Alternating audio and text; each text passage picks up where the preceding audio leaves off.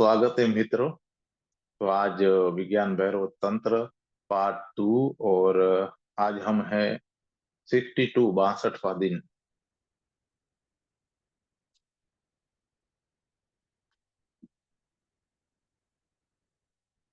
शुरू शुरू में तंत्र तुम्हें प्रीतिकर नहीं लगेगा, क्योंकि तंत्र तुमसे संघर्ष नहीं समर्पण की मांग करता है।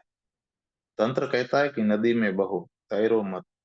वह कहता है धारा के साथ चलो, उल्टी दिशा में जाने का प्रयत्न मत करो। तंत्र कहता है कि स्वभाव शुभ है, स्वभाव पर भरोसा करो, उससे लड़ो मत। तंत्र कहता है कि काम वासना भी शुभ है, उसका भरोसा करो, उसका अनुगमन करो, उसके साथ बहो, उसके साथ लड़ो मत। तंत्र की केंद्रीय शिक्षा असंघर्ष की है। बहो, जो होता है उसे होने दो। यह प्रभावी नहीं हो सकता, इससे तुम्हारे अहंकार की पूर्ति नहीं होती है। आरंभ में ही तंत्र तुम्हारे अहंकार की आहुति चाहता है। वह कहता है कि अहंकार को विसर्जित करो। योग भी अहंकार का विसर्जन चाहता है, लेकिन अंत में वह पहले अहंकार को शुद्ध करने को कहता है। और अहंकार अगर पूरी तरह से शुद्ध हो जाए तो वह विसर्जित हो जाता है। लेकिन वह योग का अंतिम चरण है और तंत्र में वही प्रथम है। लेकिन तंत्र आमतौर से प्रभावी नहीं होता है, और अगर वह प्रभावी भी होता है तो गलत कारणों से। उदाहरण के लिए, अगर तुम काम या सेक्स का मजा लेना चाहते हो तो तुम तंत्र के नाम पर उसे तर्क संगत बना सकते हो। तंत्र इस अर्थ में आकर्षक हो सकता है, अगर तुम नशे में, संभोग में, वैसी किसी भी चीज में उतरना चाहते हो तो तंत्र तुम्हें आकर्षक मालूम पड़ेगा। लेकिन तब तुम वस्तुतः तंत्र में उत्सुक नहीं हो। तंत्र तुम्हारे लिए बस मुखौटा है, बहाना है। तुम्हारा आकर्षण किसी और ही चीज में है, और तुम सोचते हो कि तंत्र तुम्हें उसकी इजाजत देता है। इसलिए तंत्र सदा गलत कारणों से प्रभावी होता है। तंत्र तुम्हें तुम्हारे भोग में सहारा देने के लिए नहीं है, वह तुम्हें रूपांतरित करने के लिए है। अपने को धोखा मत दो। तंत्र के द्वारा तुम अपने को आसानी से धोखा दे सकते हो, और आत्मवंचना की इसी संभावना के कारण महावीर तंत्र की बात ही नहीं करते। यह संभावना, यह खतरा सदा है। आदमी इतना आत्मवंचक है कि वह कहेगा कुछ और करेगा कुछ और ही। वह आत्मवंचना को भी तर्क संगत बना सकता है। उदाहरण के लिए, पुराने चीन में तंत्र जैसा ही एक गुह्य विज्ञान था, जिसे ताओ कहते हैं। अब ताओ तंत्र से मिलता जुलता है। उदाहरण के लिए, ताओ कहता है कि अगर तुम काम वासना से मुक्त होना चाहते हो तो अच्छा है कि तुम एक ही व्यक्ति से, एक पुरुष से या एक स्त्री से मत चिपके रहो। अगर तुम काम से मुक्ति चाहते हो तो एक ही व्यक्ति के साथ मत रहो, अपने साथी बदलते रहो। यह बिल्कुल सही है, लेकिन तुम इसकी आड़ लेकर अपने को धोखा दे सकते हो। हो सकता है कि तुम मात्र काम विक्षिप्त हो, तुम पर वासना का भूत सवार हो, और तुम तर्क कर सकते हो कि मैं तंत्र साधना कर रहा हूँ, इसलिए मुझे एक ही स्त्री से नहीं चिपके रहना है। अनेक का साथ चाहिए। चीन में अनेक सम्राट इस साधना की आड़ में बड़े बड़े हरम और जनान खाने रखते थे। लेकिन अगर तुम मनुष्य के मनोविज्ञान को गहराई में देखोगे तो तुम्हें ताओ की अर्थवत्ता समझ में आ जाएगी। इसमें अर्थ है, अगर तुम एक स्त्री से संबंधित रहते हो तो देर अबेर उस स्त्री के लिए तुम्हारा आकर्षण जो है वह क्षीण हो जाएगा। लेकिन स्त्रियों के प्रति तुम्हारा आकर्षण बना रहेगा। विपरीत यौन के लिए तुम्हारा खिंचाव काम करेगा और वह कायम रहेगा। यह स्त्री जो तुम्हारी पत्नी है, तुम्हारे लिए विपरीत यौन की नहीं रह जाएगी। वह तुम्हें आकर्षित नहीं करेगी, मोहित नहीं करेगी। तुम उसके आदी हो जाओगे। शाहू कहता है कि अगर कोई पुरुष अनेक स्त्रियों का सहवास करे तो वह एक ही स्त्री से नहीं, स्त्री मात्र से ही मुक्त हो जाएगा, उसका अतिक्रमण कर जाएगा। अनेक स्त्रियों का ज्ञान उसे अतिक्रमण करने में सहयोगी होगा। और यह ठीक है, लेकिन यह खतरनाक भी है। खतरनाक इसलिए है कि तुम इसे सही होने के कारण नहीं, बल्कि इसलिए पसंद करोगे क्योंकि यह तुम्हें उच्च श्रृंखल होने की अनुमति देता है। तंत्र के साथ यही समस्या है। इसलिए चीन में उस विद्या को दबा दिया गया, दमन जरूरी हो गया। भारत में भी तंत्र को दबाया गया क्योंकि वह बहुत खतरनाक बातें कहता था। वे बातें खतरनाक इसलिए थी क्योंकि तुम बड़े धोखेबाज हो, अन्यथा वे अद्भुत हैं। तंत्र से ज्यादा अद्भुत और रहस्यपूर्ण घटना मनुष्य की चेतना में कोई दूसरी नहीं घटी है। अन्य कोई विद्या इतनी गहरी नहीं गई है। लेकिन ज्ञान के खतरे हैं, और सदा से हैं। उदाहरण के लिए, अब विज्ञान खतरा बना है क्योंकि उसे अनेक गहरे रहस्यों का पता चल गया है। अब उसे मालूम है कि परमाणु ऊर्जा का सृजन किया जाता है। आइंस्टाइन ने कहा है कि अगर मुझे फिर से जीवन मिले तो मैं वैज्ञानिक होने की बजाय प्लम्बर होना पसंद करूंगा, क्योंकि उसने कहा है कि जब मैं पीछे लौटकर देखता हूँ तो मुझे अपना पूरा जीवन व्यर्थ मालूम पड़ता है। व्यर्थ ही नहीं, मनुष्यता के लिए खतरनाक मालूम पड़ता है। और आइंस्टाइन ने मनुष्य को एक गहनतम रहस्य का पता दिया है, लेकिन ऐसे मनुष्य को जो आत्मवंचक है। मुझे लगता है कि वह दिन शीघ्र आने वाला है कि हमें विज्ञान को भी दबा देना पड़े। खबर है कि वैज्ञानिकों के बीच गुप्त विचार विमर्श चल रहा है कि दुनिया को और अधिक जानकारी न दी जाए। वे विचार कर रहे हैं कि वैज्ञानिक शोध को और आगे बढ़ाएं या नहीं, क्योंकि अब वह खतरनाक होती जा रही है। सब ज्ञान खतरनाक है, केवल अज्ञान है वो निरापद है। अज्ञान को लेकर तुम बहुत कुछ नहीं कर सकते। अंधविश्वास सदा निरापद होते हैं, उनसे कोई बड़ा खतरा नहीं होता है। वे होम्योपैथी की दवा जैसे हैं। होम्योपैथी की दवा का कोई नुकसान नहीं है। उससे लाभ होगा या नहीं, यह तुम्हारी निर्दोषता पर निर्भर है। लेकिन एक बात निश्चित है, उससे कुछ नुकसान नहीं होने वाला। होम्योपैथी निरापद है। वह एक गहन अंधविश्वास है। अगर वह काम करे तो उससे लाभ ही होगा। और ध्यान रहे, यदि किसी चीज से लाभ ही होता है तो वह गहरा अंधविश्वास है। अगर उससे लाभ और हानि दोनों होते हो तो ही वह ज्ञान है। सच्ची चीज दोनों करती है, वह लाभ और हानि दोनों करती है। केवल नकली चीज से लाभ होता है, लेकिन वह लाभ दरअसल उस चीज से नहीं आता है, वह तुम्हारे मन के प्रक्षेपण से आता है। एक अर्थ में केवल भ्रामक चीजें ही अच्छी होती है, वे तुम्हें कभी नुकसान नहीं पहुंचाती। तंत्र विज्ञान है, और वह परमाणु विज्ञान से भी अधिक गहन विज्ञान है। परमाणु विज्ञान पदार्थ से संबंधित है, तंत्र तुमसे संबंधित है। और तुम सदा ही किसी परमाणु ऊर्जा से ज्यादा खतरनाक हो। तंत्र जैविक परमाणु से, तुमसे, जीवंत कोशिका से, स्वयं जीवन चेतना से संबंधित है, उसकी आंतरिक व्यवस्था से संबंधित है। और यही वजह है कि काम या सेक्स में तंत्र की रुचि इतनी गहरी है। जो व्यक्ति जीवन और चेतना में रुचि रखता है वह अपने आप काम में रुचि लेगा, क्योंकि काम जीवन का स्रोत है, प्रेम का स्रोत है। चेतना के जगत में जो भी घट रहा है उसका आधार काम है। अगर कोई साधक काम में उत्सुक नहीं है तो समझना चाहिए कि वह साधक ही नहीं है। वह दार्शनिक हो सकता है पर वह साधक नहीं हो सकता है। और दर्शन शास्त्र करीब करीब कचरा है, व्यर्थ की चीजों के संबंध में उहापोह है।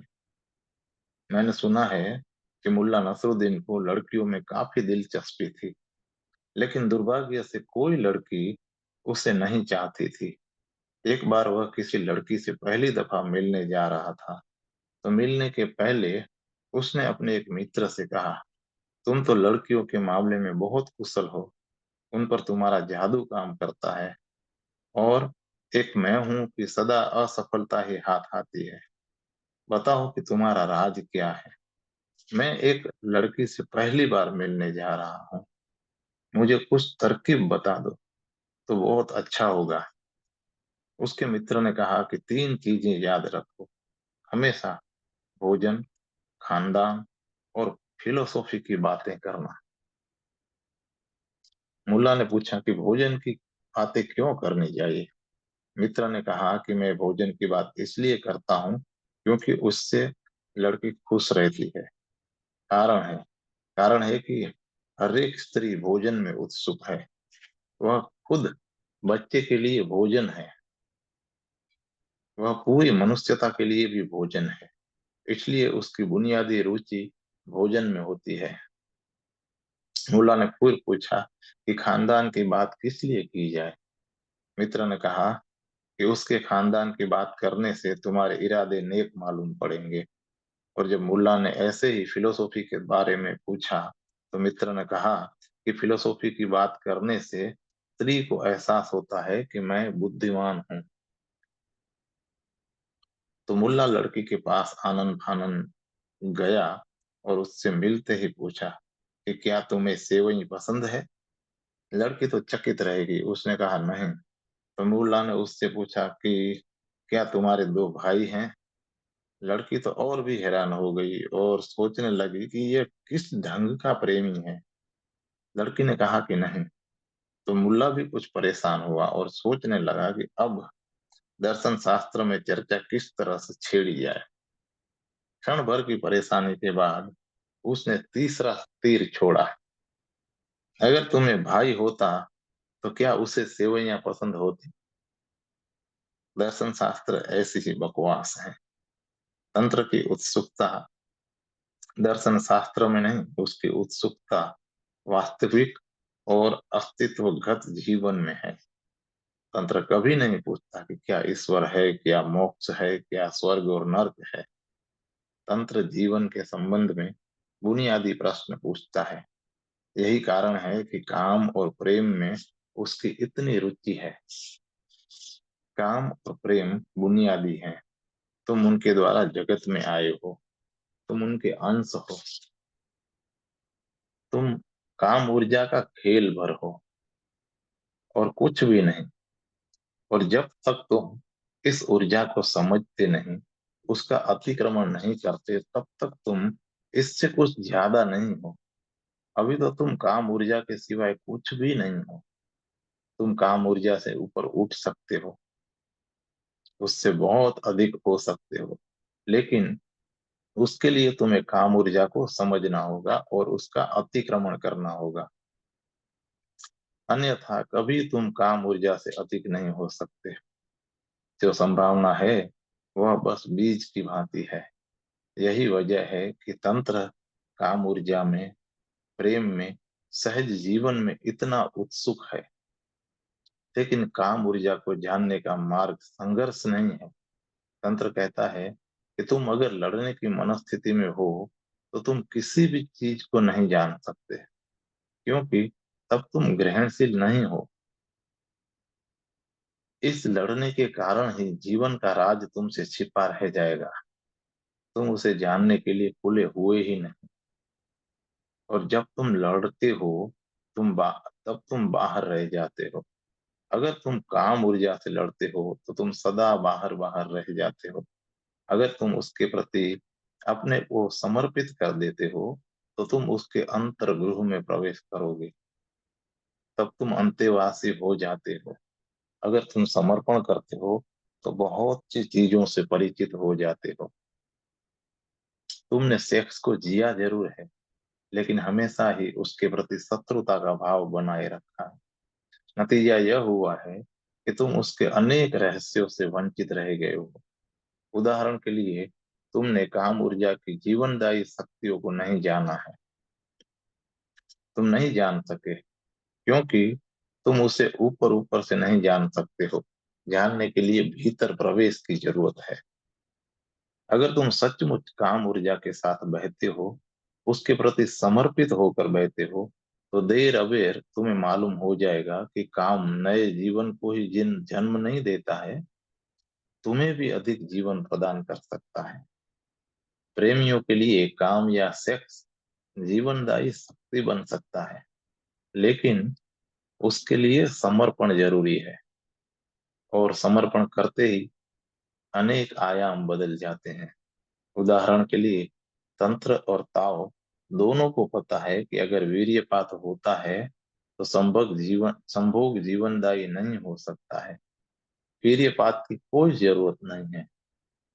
वीर्यपात को भुलाया जा सकता है।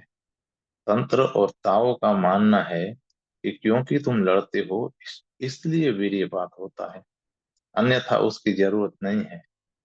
प्रेमी और प्रेमिका बहुत विश्राम पूर्ण गहन कामालिंगन में हो सकते हैं, और उन्हें स्खलन की संभोग समाप्त करने की जल्दी नहीं रहेगी।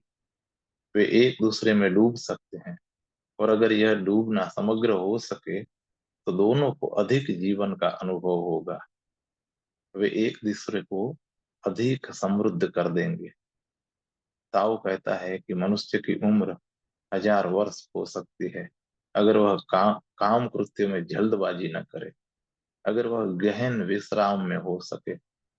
अगर स्त्री पुरुष गहन विश्राम में हो तो एक दूसरे में डूब जाएं, हो जाएं, जल्दी में न हो, तनाव में न हो, तो बहुत चीजें, अद्भुत चीजें घटित होती हैं।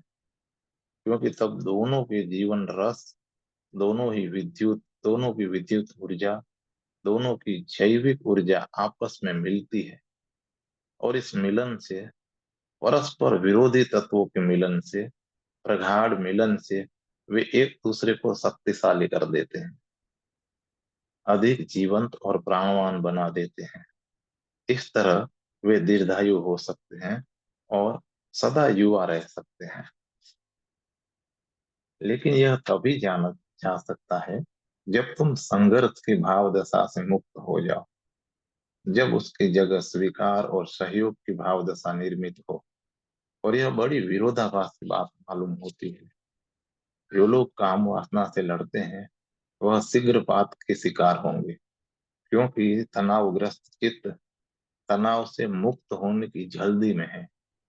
अब तो नई खोजें बहुत हैरानी के तथ्य प्रकट कर रही हैं। मास्टर्स और जॉनसन ने पहली दफा संभोग की प्रक्रिया का वैज्ञानिक अध्ययन किया, और वे इस नतीजे पर पहुंचे हैं कि 75% पुरुष शीघ्रपात के शिकार हैं। 75%। अगर गहन मिलन के गहन मिलन के पहले ही वे स्खलित हो जाते हैं और क्रीड़ा समाप्त हो जाती है। और 90% स्त्रियां कभी ऑर्गेजम को उपलब्ध नहीं होती है, कभी संभोग के शिखर सुख को नहीं पहुंच पाती हैं। 90%। यही कारण है कि अक्सर स्त्रियां चिड़चिड़ी और क्रोधी होती हैं। उन्हें उन्हें ऐसा होना ही है। कोई औषधि उन्हें अब शांत नहीं बना सकती है। कोई दर्शन शास्त्र, धर्म या नीति उन्हें अपने पुरुषों के प्रति सहृदय नहीं बना सकती है। वे अतृप्त हैं, वे क्रुद्ध हैं। और आधुनिक मनोविज्ञान और तंत्र दोनों कहते हैं कि जब तक स्त्री काम भोग में गहन तृप्ति को उपलब्ध नहीं होती है, वह परिवार के लिए समस्या बनी रहेगी। जिससे वह वंचित रहेगी है, वह चीज उसे क्षुब्ध रखेगी, और वह हमेशा झगड़ालू बनी रहेगी। तो अगर तुम्हारी पत्नी हमेशा लड़ती झगड़ती रहती है, तो पूरी स्थिति पर फिर से विचार करो। इसमें पत्नी का ही कसूर नहीं है। हो सकता है कि उसका कारण तुम ही हो। और ऑर्गेजम को न उपलब्ध होने के कारण स्त्रियां काम विमुख हो जाती है। वे आसानी से काम भोग में उतरने को नहीं राजी होती है। उन्हें रिश्वत देनी पड़ती है। वे संभोग में जाने को राजी नहीं होती है, क्योंकि और वे क्यों राजी हों यदि उन्हें इससे गहन सुख की उपलब्धि ही नहीं होती। सच तो यह है कि स्त्रियों को लगता है कि पुरुष उनका उपयोग करते हैं, उनका शोषण करते हैं। उन्हें लगता है कि हम कोई वस्तु हैं जिसका उपयोग करके फेंक दिया जाता है। पुरुष तो संतुष्ट हो जाता है क्योंकि वह स्खलित हो जाता है, फिर वह करवट लेकर सो जाता है। लेकिन स्त्री आंसू बहाती रहती है। वह अनुभव उसके लिए तृप्तिदायी नहीं होता है। उसे लगता है कि मेरा उपयोग किया गया है। हो सकता है उसके पति, प्रेमी या मित्र को उससे राहत मिली हो, लेकिन वह खुद अतृप्त रह जाती है। 100 में से 90 स्त्रियां तो यह भी नहीं जानती है कि ऑर्गेज्म क्या है, काम समाधि क्या है। उन्हें कभी इसका अनुभव ही नहीं हुआ। वे कभी उस शिखर को छू नहीं पाती है जहां उनके शरीर का रोआ रोआ ऑर्गेज्म से कंपित हो उठे, भरपूर हो जाए। यह अनुभव उनके लिए अनजाना ही रह जाता है। और इसका कारण समाज की काम विरोधी दृष्टि है। मनुष्य का चित्त सदा काम से लड़ रहा है, और स्त्री इतनी दमित है कि वह मंद काम हो गई है। पुरुष संभोग में इस भांति उतरता है जैसे कि वह कोई पाप कर रहा हो। उसे हमेशा यह अपराध भाव सताता है कि यह कोई कुकर्म है।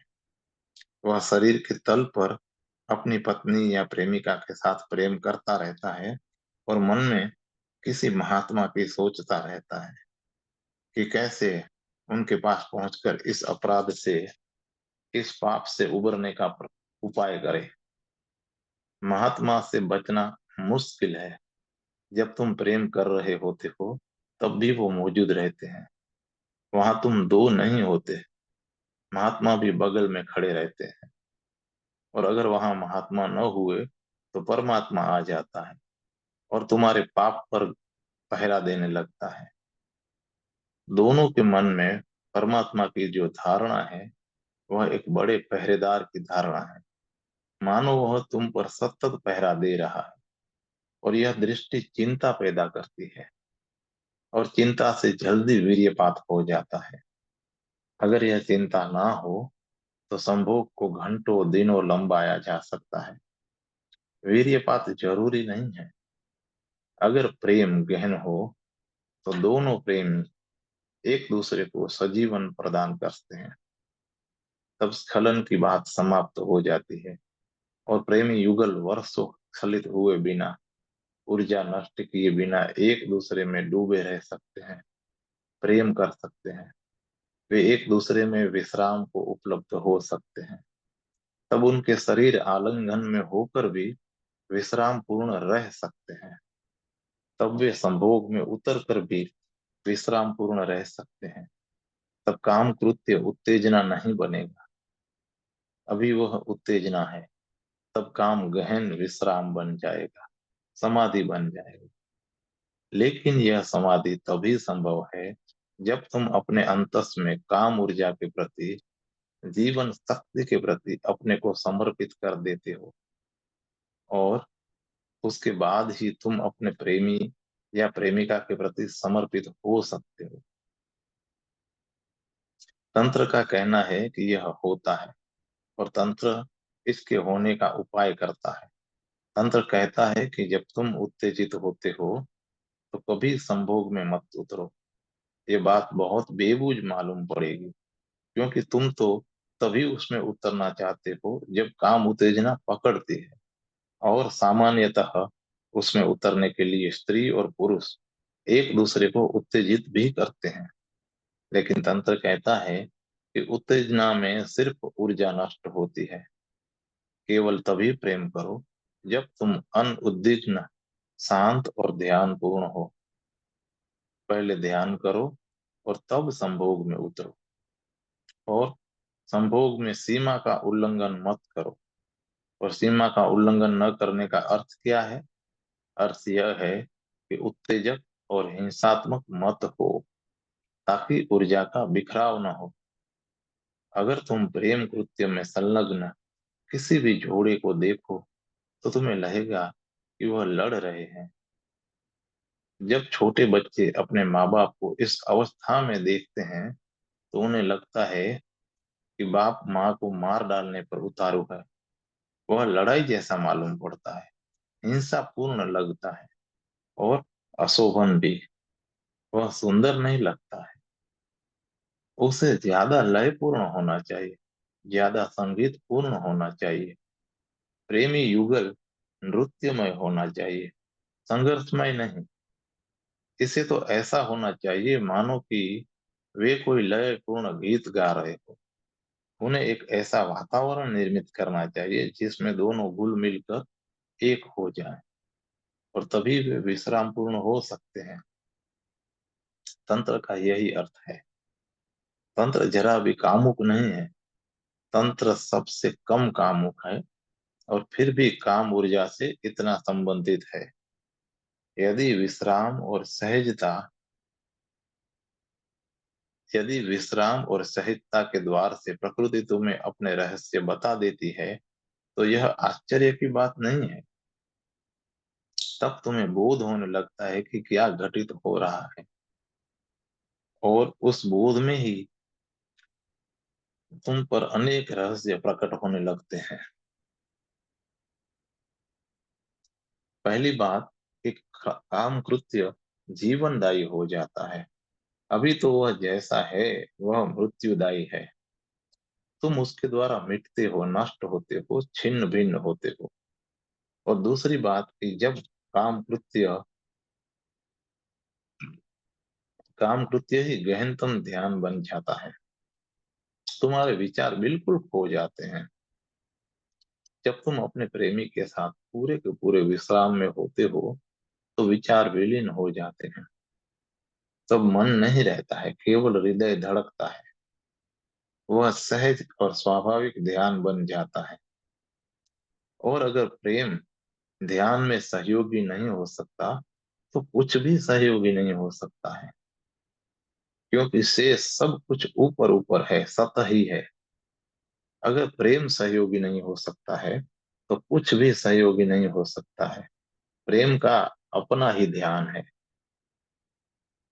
लेकिन तुम्हें प्रेम का पता नहीं है। तुम सिर्फ काम वासना से और उससे होने वाले ऊर्जा अपव्यय के दुख से परिचित हो। और तुम संभोग के बाद बहुत हारे थके, बहुत उदास अनुभव करते हो। और फिर तुम ब्रह्मचर्य का व्रत लेते हो। लेकिन यह व्रत थकावट की, उदासी की हालत में लिया जाता है। यह व्रत निराशा की हालत में लिया जाता है। इससे कुछ भी नहीं होने वाला है। व्रत तभी सहयोगी होता है जब उसे बहुत विश्राम पूर्ण और ध्यान की भाव दशा में लिया जाए। अन्यथा व्रत के नाम पर तुम सिर्फ अपना क्रोध प्रकट करते हो, अपनी निराशा प्रकट कर रहे हो, और कुछ भी नहीं। और तुम इस व्रत को 24 घंटों के भीतर भूल भी जाओगे। फिर काम ऊर्जा जगेगी, और तुम फिर पुरानी आदत के अनुसार उसे फेंकने का उपाय करोगे। तंत्र कहता है कि काम बहुत गहन है, क्योंकि काम ही जीवन है। लेकिन तुम गलत कारणों से उसमें उत्सुक रहते हो। गलत कारणों से काम में मत उत्सुक हो। और तब तुम्हें तंत्र खतरनाक नहीं लगेगा। तब तंत्र जीवन रूपांतरण की एक कीमिया है।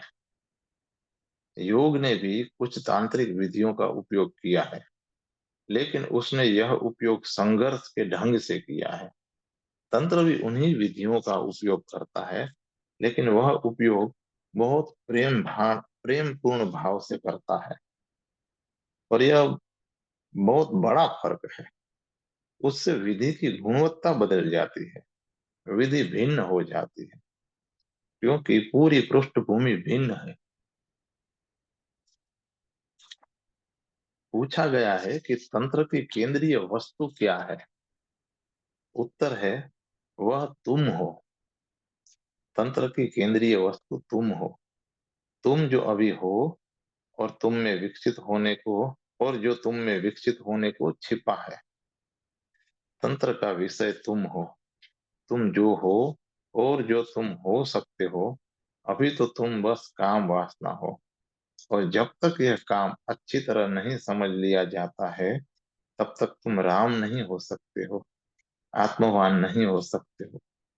कामुकता और आध्यात्मिकता एक ही ऊर्जा के दो छोर हैं। तंत्र वहां से शुरू करता है जहां तुम हो। योग तुम्हारी संभावना से शुरू करता है। योग अंत से आरंभ करता है। तंत्र आरंभ से आरंभ करता है। और आरंभ से ही आरंभ करना अच्छा है। यह सदा ही अच्छा है कि शुरू से ही शुरू करो। अगर अंत को आरंभ बना दिया जाए, तो तुम अपने लिए नाहक दुख निर्मित कर लोगे। तुम अंत नहीं हो, आदर्श नहीं हो। तुम्हें भविष्य में परमात्मा बनना है, आदर्श बनना है। लेकिन अभी तो तुम मात्र पशु हो। और यह पशु परमात्मा के आदर्श के कारण विक्षिप्त हो जाता है, पागल हो जाता है। तंत्र कहता है कि परमात्मा को भूल जाओ।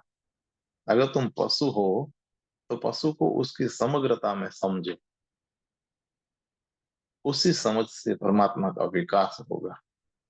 और अगर इस समझ से परमात्मा नहीं विकसित होता है, तो उसे भूल जाओ।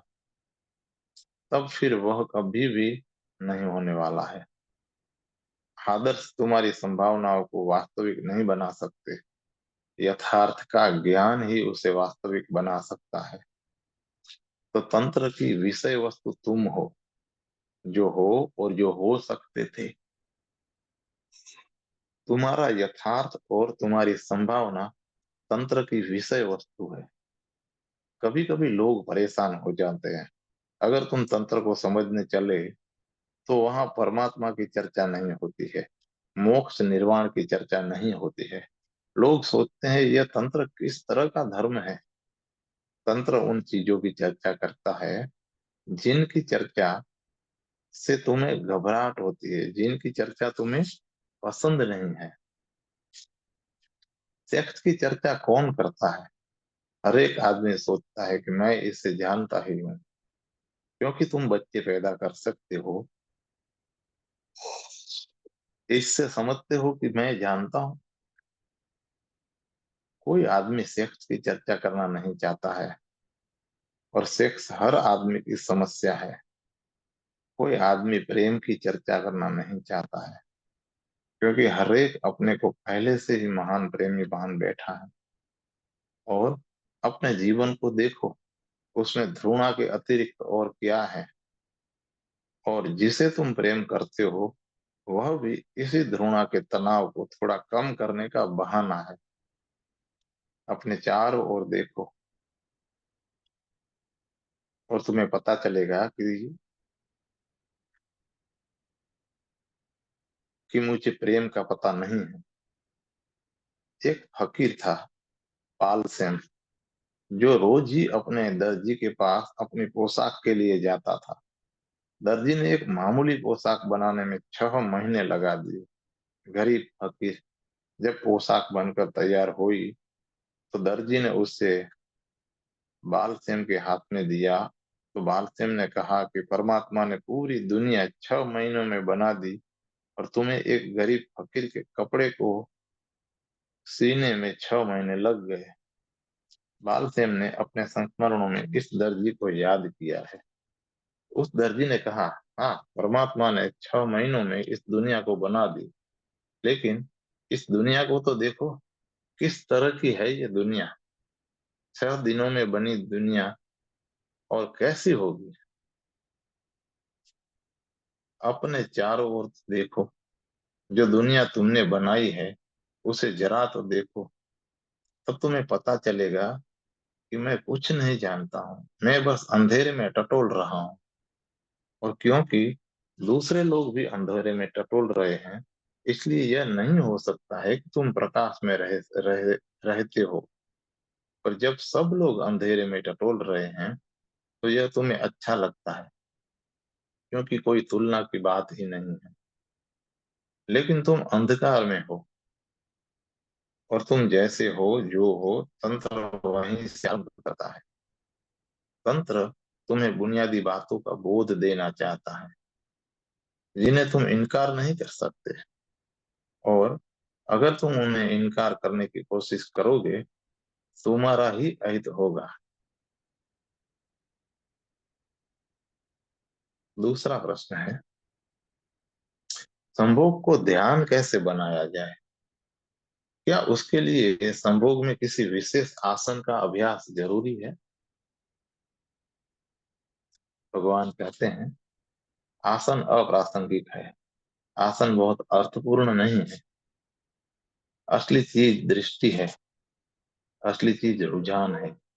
शरीर की स्थिति नहीं, मन की स्थिति असली बात है। लेकिन अगर मन बदल जाए, तो संभव है कि उसके साथ आसन भी बदल जाए, क्योंकि वे एक दूसरे से जुड़े हैं, लेकिन वे बुनियादी नहीं हैं।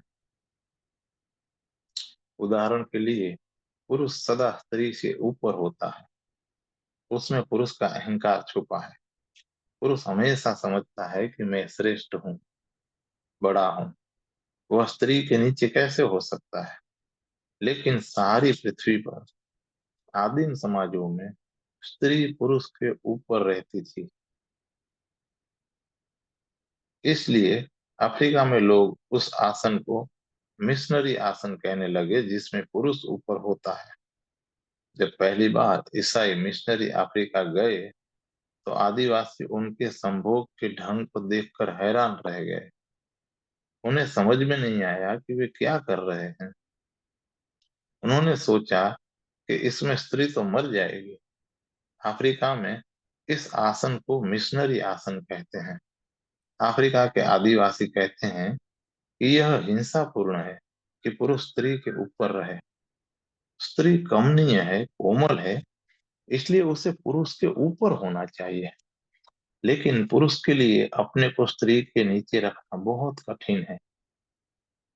अगर तुम्हारा मन बदल जाए, तो बहुत सी चीजें बदल जाएंगी। अच्छा तो यही है कि स्त्री ऊपर रहे। इसके पक्ष में कई बातें हैं। स्त्री निष्क्रिय है, इसलिए अगर वह ऊपर रहेगी, तो बहुत हिंसा नहीं करेगी। वह विश्राम में होगी। और अगर पुरुष नीचे होगा, तो वह भी उपद्रव नहीं कर सकेगा। उसे भी विश्राम पूर्ण होना पड़ेगा। यह अच्छा रहेगा। ऊपर होकर वह बहुत हिंसात्मक होगा ही, वह बहुत कुछ करेगा भी। और स्त्री को कुछ करने की जरूरत नहीं है। तंत्र में तुम्हें विश्राम पूर्ण होना चाहिए, इसलिए स्त्री का ऊपर रहना ठीक है। वह पुरुष से अधिक विश्राम पूर्ण रह सकती है। स्त्री का चित्त निष्क्रिय है, इसलिए उसे विश्राम सहज होता है। तो आसन बदलेंगे, लेकिन आसनों की बहुत चिंता मत करो। बस अपने मन को बदलो। जीवन शक्ति के प्रति समर्पण करो। उसके साथ बहो। अगर तुम सचमुच समर्पित हो, तो तुम्हारा शरीर उस समय के लिए जरूरी आसन को, सम्यक आसन को खुद ही ग्रहण कर लेगा। अगर प्रेमी प्रेमिका गहन रूप से समर्पित हैं, तो उनके शरीर अपने आप ही उच्चतम आसन ग्रहण कर ही लेंगे। स्थिति रोज रोज बदलती जाती है। इसलिए पहले से कोई आसन तय करने की जरूरत नहीं है। यही तो अड़चन है कि तुम पहले से सब तय कर लेना चाहते हो। जब भी तुम ऐसा करते हो, तो यह मन का ही धंधा है। तब तुम समर्पण नहीं करते हो। समर्पण में तो चीजें अपने आप घटित होती हैं, रूप लेती हैं। जब प्रेमी प्रेमिका दोनों समर्पण करते हैं तो एक अद्भुत लयबद्धता निर्मित होती है। तब वे अनेक आसन ग्रहण करेंगे या फिर एक भी नहीं, महज विश्राम में होंगे। वह जीवन शक्ति पर निर्भर है, पहले पहले से लिए गए मानसिक निर्णय पर नहीं। पहले से कुछ भी निर्णय लेने की जरूरत नहीं है। निर्णय ही समस्या है। संभोग के लिए तुम्हें ही निर्णय करना पड़ता है। ऐसी किताबें हैं जो सिखाती हैं कि संभोग कैसे किया जाए। इससे पता चलता है कि हमने कैसा मन निर्मित किया है। संभोग के लिए भी किताबों से पूछना पड़ता है, तब वह मानसिक कृत्य हो जाता है। जब तुम्हें हर बात का विचार करना पड़ता है, पहले तुम मन में रिहर्सल करते हो और तब संभोग में उतरते हो। तब तुम्हारा कृत्य नाटक हो जाता है, नकली हो जाता है। उसे सच्चा संभोग नहीं कह सकते। वह अभिनय हो गया, वह अब प्रामाणिक नहीं रहा।